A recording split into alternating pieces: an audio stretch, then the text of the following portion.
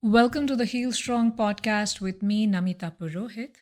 As a leadership and life coach, I am dedicated to guiding my clients and students towards emotional freedom, inner strength, and healing. This podcast is proudly sponsored by the Heal Strong program. It is my signature program that helps victims make a complete recovery from toxic narcissistic abuse. The program includes a perfect course roadmap, coaches, and community to help you rise back to your healed and whole self. In the description below, you have the link to the program and also a free worksheet to start your Heal Strong journey. In today's podcast, I am going to talk about life with a spiritual narcissist. How confusing and confidence breaking it can be, and what can you do about it? We get many students in the Heal Strong program who are married to people who are spiritual narcissists. And it can be very confusing and crazy making. And I'm going to talk about helping you identify why they do what they do, helping you understand what does that do to you, and steps to help you start your healing and recovery journey. And more importantly, to get your confidence back, your stability back, and your sanity back. Yes? So everyone has a false ego, and everyone has an incessant need to be seen in a positive light.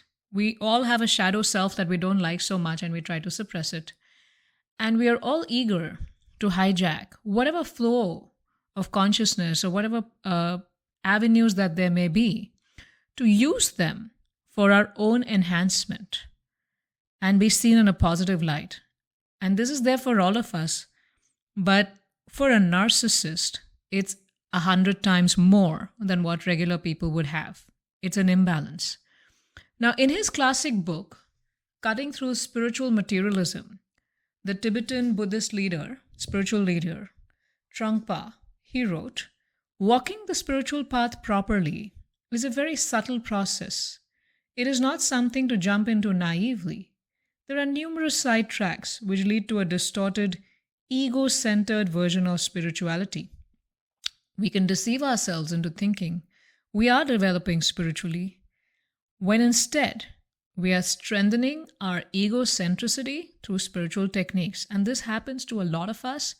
But for a narcissist, they use the following 8 ways to use spirituality to boost their ego, to boost their egocentricity at the next level, and to have an incessant supply, incessant narcissistic supply, incessant supply for themselves, to boost themselves, to feel good about themselves, to see themselves in a positive light, because that's the only oxygen that they have. Now, point number 1 is narcissists, they gravitate towards areas where A-grade narcissistic supply, A-grade, top of the line, that would never let them down. That's always going to be there for them. And they're always looking for that kind of supply that's easy to obtain. And frighteningly, many of them know that when they are in a position of authority, especially spiritual authority via spirituality or religion, it is the perfect way to be above reproach and to have a free ticket to mine people for acclaim, attention, resources, right? All of that. And to have so many people, supporting them and boosting their ego, and to have this constant supply of admirers, right? Point number 2 I would like to introduce is their need for approval. The narcissist's need for approval and praise is so strong that they'll work doubly hard to be perfect in their spirituality. Externals, the signposts, right? So they'll wake up really early and do their, whatever spiritual practices they need to do, their sadhana. They'll exhibit really perfect behavior. They'll do all the austerities that come, like fasting for long days, or, taking all those spiritual pains and doing exceptional service, exceptional service. And all this so that they can get the approval and the praise of the other people in that spiritual organization, that community. And that becomes a constant narcissistic supply for them. So to satisfy their need for approval, and to get that constant feed without which they can't survive, they can do their spirituality to perfection. And if they are, point number 3, if they are a charismatic preacher, they know how to be very loving to each and every person that they're preaching to, who's coming to their talks. They'll know every detail about the people who are coming. They'll make them feel extra special. They'll go out of their way to help them, to support them in their times of need. And while you would be lying sick in bed, and they won't even ask you if you've eaten or did you take your medicines, and they won't even care to sit next to you because it's a total waste of their time. What do they get by sitting next to you? Nothing. But when they go outside and they do all that to other people, they're getting that praise, that admiration. It's boosting their ego. It's making them look like a very important star, a spiritual star, right? And sitting with you does not further their ego and their fame. But when they go out, it makes them look good. And if they do it for you, if they ever do it for you, they'll make sure that everyone knows it very subtly about what a great partner they are and how well are they taking care of you and doing things for you, right? Point number 4 is just by showing how sincere and deep they are in their spiritual practices, or how deeply they have understood the scriptures, it's going to get them a lot of fame. And they'll quote from the scriptures. They'll quote from the scriptures even to gaslight you, right? Point number 5 is, as I said, they will use scripture to gaslight you, spiritually bypassing your feelings and needs and asking you to unite with them for a higher cause, learn how to be detached, give up your feelings, give up your needs. They're all attachments, and all you need to do is, unite with them for a higher cause so that both of you can grow spiritually together. Point number 6 is they will always connect themselves and try to be seen in the company of very advanced spiritualists because they see them as power centers, and they want to be seen with them because proximity gives them a high. Plus, it's a photo op. Plus, it makes the new people who are their new followers, their new supply, it makes them feel that, wow, this person is so big. They're always with these elevated people and they're always with them. And, they end up getting the adulation of new people. Point number 7, they'll use spiritual excuses to neglect you. Oh, I have a very important service. I'll have to neglect that if, just to take care of you or take you out or go out with you. Or someone in the community was in great need and therefore I could not come in time when you called me. Or I was doing my prayers and I could not hear you fall. So even if you get upset with them for not showing up for you, not showing up in the relationship, not doing their role, you will end up feeling guilty when you hear these kind of excuses. That, oh, why did I even need them? Or, why am I causing them to break their spiritual practices? They are so spiritual. I have these material needs and so on. And point number 8, people in spiritual circles where they are trying to get their narcissistic supply from are very patient, kind, tolerant. And even if they see some discrepancies in their behavior, they ignore it as a misunderstanding, or they tend to just see it, brush it off. They try to see everyone in a positive light. And that works for the narcissist, right? And also, people in spiritual circles are very quick to praise and appreciate others. And therefore, the narcissist just loves hanging out with them. And it helps them, get their supply and feel happy in their life. Now, what does all of this do to you as their partner? Now, there are a few things that happen, right? And I'm talking about 5 things here that happened to you. Now, if you're trying to grow spiritually as well, all of these above, these 8 things that I talked about, can be very confusing, right? You will think that because they do their spiritual practices so well, they preach so well, and do everything so well in the community, maybe something is wrong with you and you're the root cause of all the relationship difficulties that are happening. And even if you have encountered a narcissist before in your life, spiritual narcissists can be incredibly difficult to read for you and incredibly alluring and incredibly confusing. So you end up being in that confusion yourself and you think that you're the root cause of all of these problems. This person is perfect, spiritually perfect, and I need to fix myself. The second thing that you do to yourself is because you think that you're going through your karma, right? And if you just tolerate them, and if you just suppress your needs and suppress your feelings, and you just exist and be a servant to them, you're just, going through your karma. And you're getting good karma also because you're helping another spiritual person, very accomplished spiritual person like them, to do whatever services they're doing. So, you try to find solace like that. And also, you feel that because you're following spirituality, you must not fight back or criticize them because they're great devotees of the Lord, and you should not commit offenses about them. You should not talk about them negatively to anyone. You should not think negatively about them because they're such great devotees. So two follows from one, and God will not be pleased with you. And number 3 is, naturally, as you still go through the pain and you're still struggling with all of this, and because you are in a spiritual circle too, you seek out people within that spiritual circle who look advanced, who seem more spiritually connected and conscious than you, and they must be, for help and guidance. Now, it is a trap for you because you're looking for spiritual teachings for your healing when that doesn't help. And I've just done a podcast. The podcast before this one I have done is like, why doesn't God help you heal? Right? And it doesn't, because you haven't worked actually on your vulnerabilities and the psychological healing and the trauma healing that you have gone through. And that needs a separate effort. And you move, therefore, then you end up going from one narcissistic trap to another. You're still the empath. You're still someone with, easily trusting of people, still looking for love from the outside, still looking for validation from the outside. And then you go from one narcissist to another spiritual narcissist seeking guidance. And it doesn't help you. And also, sometimes the people whom you're reaching out to are very sincere. They may not be narcissists to help you, but they do not know much about narcissistic abuse. And the tools that they have are to tell you to just, to rely on God, to pray very sincerely, and to tolerate and to deal with the abuse, and it doesn't help you.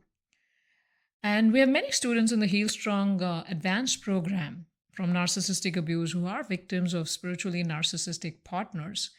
And it can be, and we can see how confusing and crazy making it has been for them and how much it has broken. And let me know in the comments if you have experienced this too. Now, point number 4 is, because you are trying to practice spirituality, you suppress your rage, right? You feel it's wrong to be angry with all the boundary violations, the abuses, the gaslighting, the using you as a perfect trophy spiritual spouse to help them get ahead, get them more name and fame in spiritual circles, to showcase a perfect marriage. That's what they want to do. The rage against their inauthenticity as you see them speak spiritual truths and address large crowds while internally they're not following anything.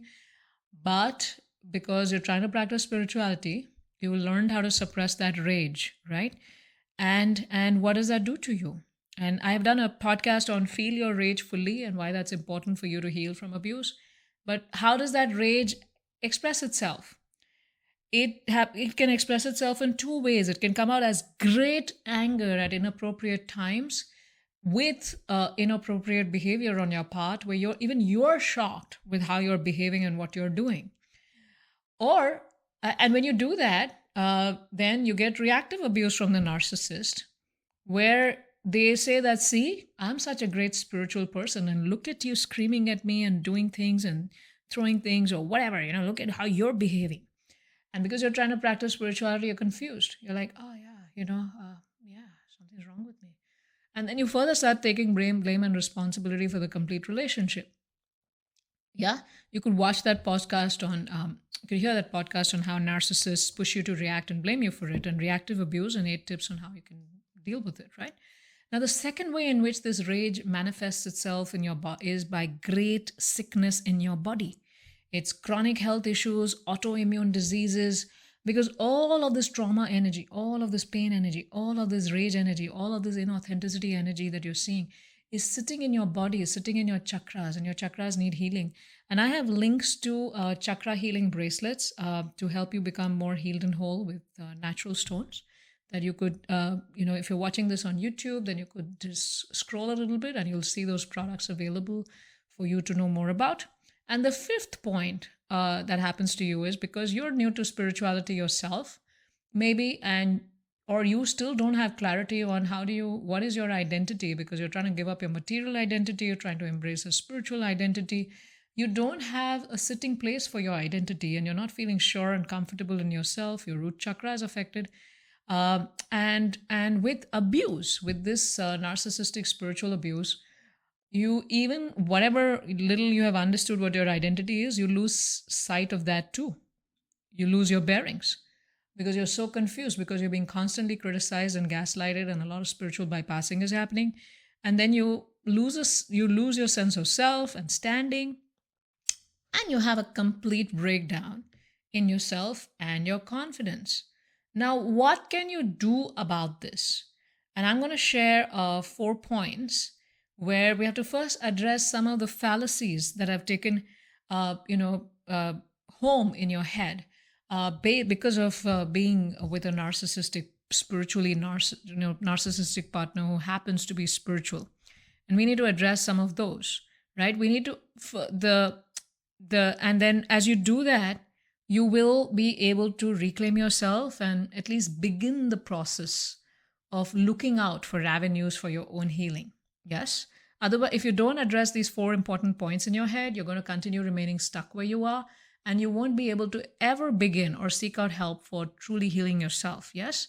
Now, point number 1 is, one who is spiritually advanced is compassionate and loving. They have high empathy for others, and they are eager to serve others. They are alert to their prescribed duties, and they do not neglect others or harm others or suppress another person's growth. And you must understand that the spiritual narcissist you're married to, or who's your partner, is doing all of these things to you, which means they are not spiritually advanced, because I've just told you the signs of a spiritually advanced person. A spiritually advanced person does not act out of envy, right? When the narcissist is suppressing you and suppressing your being and your personality, they're actually acting out of envy. They don't want you to shine at all. Yes? And that is acting out of envy. And a spiritually advanced person is doing their best in trying to overcome their envy.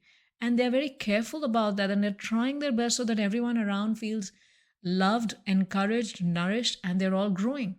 So understand this point very clearly. This is point number 1, that spiritually advanced people are compassionate and loving and caring and nurturing. Spiritual narcissists are not. Now, point number 2 is to also understand that you are a wonderful child of God, and God loves you unconditionally. You're unconditionally lovable the way you are, in spite of whatever flaws and faults and errors you may see in yourself. So you want to see yourself from God's point of view, God's unconditional love for you. And for that, you need to cultivate spiritual self-love, right? I'm not saying just material self-love. Oh, I love my body, I love my beauty. No. Seeing yourself in a spiritual way, seeing yourself from God's point of view. And for that, you need spiritual self-love. And you can check out my spiritual self-love 7-day affirmation cards. If you scroll below, if you're watching this on YouTube, or in the links in the description, and you could get them. They'll be shipped to you. Yes? And it will help you. And when you read those affirmation cards every day, it will help you have more appreciation, more love for yourself. And you'll be able to create a holding environment for your own self without looking for love from the outside. So you'll be able to create a holding environment for yourself by loving and accepting yourself and connecting with God's love for you. And that's how those cards can help you. So you could get those cards linked below. Point number 3 I want you to understand is there are 3 steps. It's a 3-step process to healing. Yes? And dealing. And usually we're just trying to learn how to deal. But before that, we need to learn we have the reveal and the heal stages that we need to do. And inner work is deep work. And the reveal stage is understanding the spiritual narcissist for who they are, the spiritual fallacies that they're trying to project on you so that you can continue trusting them, and how they're cheating you spiritually, and truly understanding their nature for who they are so that you don't expect them to change. And also the reveal stage is understanding your own vulnerabilities that made you susceptible to abuse, whatever those vulnerabilities are. And I've talked about that in, that when you heal your vulnerabilities, then you can grow. And we have a complete program. The Heal Strong Advanced program helps you go through a stepwise journey of the reveal stage of understanding them and also understanding your own vulnerabilities and working on them. And then you need to heal all the difficult experiences. As I've said before, they're lying in your body. They're leading to bad health, brokenness, broken confidence, and a loss of agency in your own self. You've lost confidence in yourself, so you've lost the ability to take care of yourself. You've lost trust in yourself for knowing right from wrong, and you just have lost direction in your life because of all of that. And all of that needs to be healed and reclaimed. And I have the spiritual self-love cards, but I also have a spiritual self-love healing bracelet that works on your root chakra and your heart chakra to help you come to this solid state that I'm talking about. I also have a personal power bracelet that helps you strengthen your self-confidence and your sense of stability and security within your own self. And then I also have a calming bracelet, a calm companion bracelet linked below, which helps you come to bring yourself to a state of constant calm. And these are natural healing stones that work on your chakras and get you back. And then you also need to do the psychological inner work, which you can get from the Heal Strong program. And after all of this comes the deal stage, where you learn how to deal with them. Like, what do I say in this situation? What do I do in that situation? How do I do this? How do I do that, right? Let me know if you agree in the comments that learning how to deal with them is impossible unless you have worked on clearly the reveal stage, understanding them and understanding yourself, and the heal stage. Let me know in the comments what you think about that, right? And I have a full-fledged course to help you with a complete roadmap. So get that, or at least start with the free worksheet and then get to the course, yeah? And now a very key point, this fourth point that I want to give it to you to help you get confidence in yourself, is that external behaviors and qualities, right? Them waking up very early, them being very kind to other people, and them being great at teaching the scriptures, or them being great at doing the austerities, or having high energy to go to all these spiritual places and trips and things like that. All of these external qualities and behaviors are influenced by the modes of material nature. And they're secondary to the internal cultivation of pure devotion and the chanting of the holy names. Now, this concept is deeply rooted in the teachings that can be found in various texts. And why am I saying that? Bear with me. And I want you to get this clarity. And I want you to be really clear about this so that you feel strong again. Now, there's this excerpt from the Harinam Chintamani by Bhaktivinoda Thakur that addresses this theme. And I'm quoting him now. And he says, all good qualities and virtues are found in a person who has unflinching devotion to the Supreme Lord. However, those qualities that arise due to the influence of the modes of material nature, the sattva, rajas, and tamas, goodness, passion, and ignorance, are not of much value compared to the qualities that arise from pure devotional service. The supreme quality of a devotee is their attachment to chanting the holy names of the Lord. This is the ultimate measure of their spiritual advancement. End quote from the book.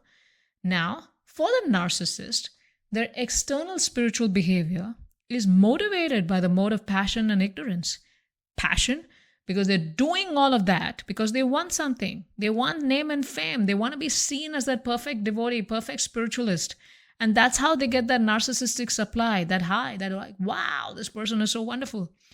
And it's also coming from the mode of ignorance because they're fooling themselves to believe that that is spirituality. So even if you see them chanting the holy names of the Lord very sincerely, but because the motivation is not right, that does not make it pure chanting, and that does not make it attachment to holy name, but that makes it attachment to their own ego, right? Chanting purely, calling out with surrender, it's not possible when one has material attachments. And what to speak of the narcissist? It's all about their ego, furthering their ego aggrandizement. And Kunti Devi confirms this in her prayers in the Srimad Bhagavatam in the verse 1.8.26. And she says, Janmeshwarya Shruta Shri Bhir Edhamana Madapuman Naivar Hatya Vidatum Vai Twam Akinchana Gocharam. And she says, my Lord, your Lordship can easily be approached, but only by those who are materially exhausted. One who is on the path of material progress, and for the narcissist, this ego, this externals, this connecting with the false identity, trying to improve himself with respectable parentage, great opulence, high education, and bodily beauty. Why? So that I can get all the supply. Cannot approach you with sincere feeling. Yes? So the Lord understands that. The Lord understands and appreciates sincere utterances. And I want you to understand that not all people who portray themselves spiritually are sincere. Some, like narcissists, they do that to get quick narcissistic supply, showcasing themselves as spiritual narcissists, as elevated spiritualists. And I want you to trust your inner guidance, your inner truth about what you're sensing around you. It's very important to trust that and work on your healing. Sometimes you may have to stop listening to some spiritual mentors who don't understand, even if they are there for your highest good and they mean really well, but they really don't understand what you're going through. And the solutions that they're telling you are not working for you. And you want to keep them on pause for some time as you work on your physical, energetic, and psychological healing. Yes? And it's very important to do that. So trust your guidance, trust your course, trust your route for what it is. Seek out the right people, the experienced people, to help you get back all the broken and lost parts of yourself. Now, the narcissist may also dump you, and they may continue moving in spiritual circles, getting great praise and empathy about their tolerance, and they'll create a great story about how abusive you were, about how narcissistic you were, how terrible you were, and how you blocked them in their spiritual practices. And that's going to get them more admiration because nobody's trying to go into the details of this for them, right? And they may get great praise and empathy for their tolerance and surrender about how they've given up their household lives to commit themselves to a greater cause and things like that. And you have to understand that, all organizations, while spiritual organizations are set up for the right causes, they tend to have the same organizational flaws as other organizations because they exist. Then the organization, instead of existing for people, has to start existing for the sake of the organization itself. And organizational needs trump ethics and people many times. And that's been seen across with the church and with any other big cult, right? So where projects are put over people, and then these people, not just over you, where, somebody needs to do it right by you, that doesn't happen. But these people are put in great projects without any concern for their own spiritual advancement, for their own having to look at themselves in truth and to do the right thing. Because the organization needs such useful people for them so that the organization can run. So the narcissist is looking for that narcissistic supply. The organization is looking for someone to run certain projects for them. And that's why they keep getting that praise also. So power is power, and spiritual fame, just like worldly powers, can create a safe house for these narcissistic individuals. And as we see in many, many cultic leaders, meditation teachers, yoga teachers, and so-called spiritual leaders too. Now, please trust your inner guidance and your inner truth and work on your healing. And I wish you the very best. And I pray that you become healed and whole and you grow and glow and you live the purpose of your life. And many people get love and light through your journey and through your activities. And I'm eagerly waiting for you inside the Heal Strong program to serve you and to accelerate your healing with a complete roadmap to you achieving your full glory and you contributing at the highest level to yourself and to the benefit of everyone around you. Looking forward, and thank you very, very much.